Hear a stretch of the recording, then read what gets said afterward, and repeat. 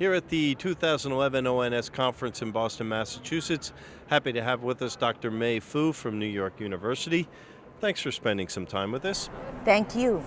Let's discuss your abstract about Chinese American breast cancer survivors' experiences of managing lymphedema. What can you tell us about this work? As a Chinese American nurse, by myself, I'm always interested in how my patients and also try to, adjust their life in the United States, especially in terms of breast cancer and also on the secondary chronic illness of lymphedema.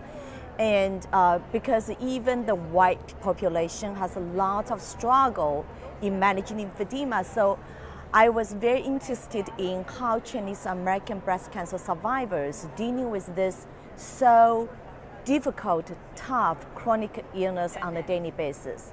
So in 2003, when I was moved from University of Missouri to New York, and all of a sudden I saw all those Chinese Americans. So I feel like, I need to do something. So I volunteered to be a monthly speaker for American Cancer Society Asian initiatives for 8 years since then. And I look at those patients, I said, my goodness, nobody has really done anything with them. They have been struggling. And I see patients have a much severe lymphedema, much severe symptom, on a daily basis. So I decided to write a grant and see if I have the opportunity to really study this phenomena. So I was funded by New York University. So I interviewed 13 patients in a period of time, 6 months. So I interviewed them 3 times, every 2 months. And then I totally interviewed 39 interviews. And what I found, it is really struggling for all the patients. And as other white patients, they first have to really come into terms. Okay, I have this chronic illness. Now I need to take actions. What is really sad is they really don't have what is a standardized treatment for lymphedema. What should I do? So everything they know is from rumors or from somebody. There's one patient who is a hotel housekeeper, and she told me, she said, I did not know what I should do, but until one day, one of her white customers told her, say, hey, I also have an lymphedema. You need to go to get a sleeve, or you need to go to massage therapy. So she went to get a sleeve, and she thought any massage therapy will help, so she went to wax massage therapy. So wax massage therapy basically is a little bit popular in Chinatown, in New York. So what you do is like you have a hot wax, and you put your arms in, and the wax will surround your arm, and it's supposed to be soothing for arthritis, but it's not good for lymphedema because you increase a lot of fluid volumes on the arm. So she went to the wax massage and doesn't really help. It took her 8 years to really find a good lymphedema therapist. There's a yearning, there's a great demand to really need a standardized treatment for those patients.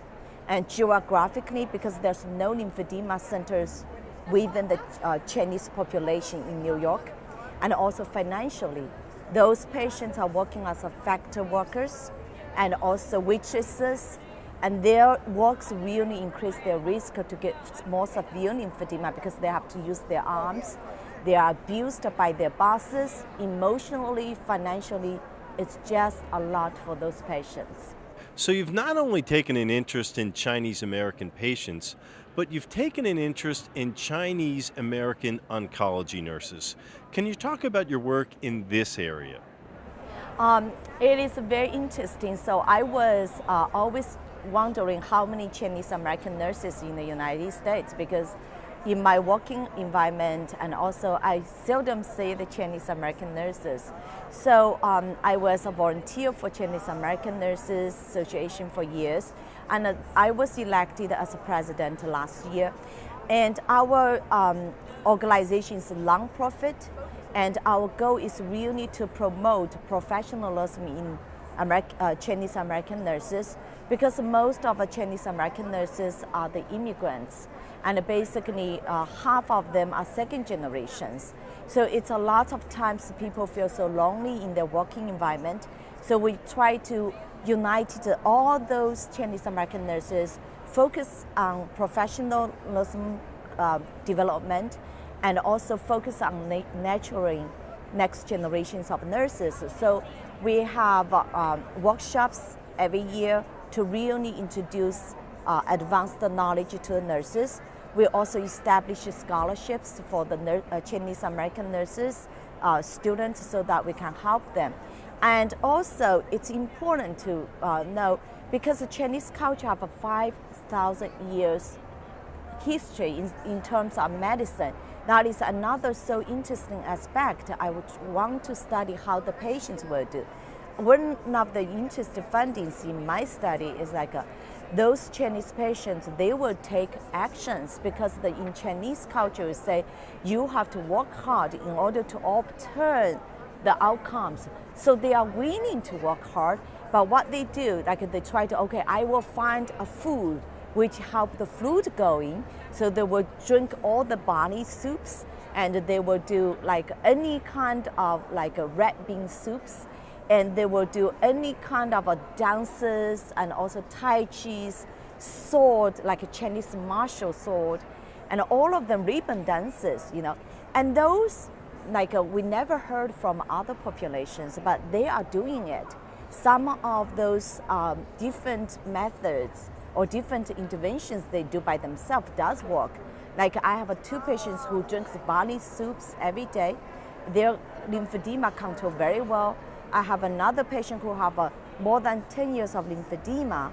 Actually, she is doing like ribbon dance every day, and she's doing. So maybe in future we also need to looking at those interventions from other cultures to say how this will help us. And also with this population, no matter what you say, they will go back to their tradition. So it is very important for nurses or for health providers and doctors, physicians, surgeons know they are to be aware of those existing treatment or management modalities, and in long term, and we can say whether this works or whether was a clinical trial to really focus on those alternative, cultural, relevant interventions or modality treatments.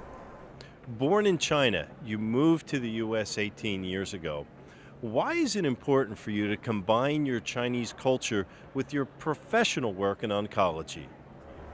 I think it's important because, I was not a nurse in China, and I became a nurse in the United States. I have all my nursing educations here. It makes me feel like nurses can really do a lot for public health, for an individual, So I never regret I'm a nurse. I feel like I can do much more to the human beings being a nurse. The importance of culture is so important because with a lot of Asian immigrants, and also even with the third or fourth generations of Chinese immigrants, and actually it's important to really understand how rich this culture is, and how this rich culture influences people's decision making, influence their treatment choices, but also important because we really don't have a lot of Chinese American researchers. So you really don't see the requirements, the needs, the unmet needs for this population. This population is what I call invisible. They are not existing. We have a lot of research has been done on other minorities. We have lots of research has been done identify unmet needs for other populations. But this population remained silent, remained invisible.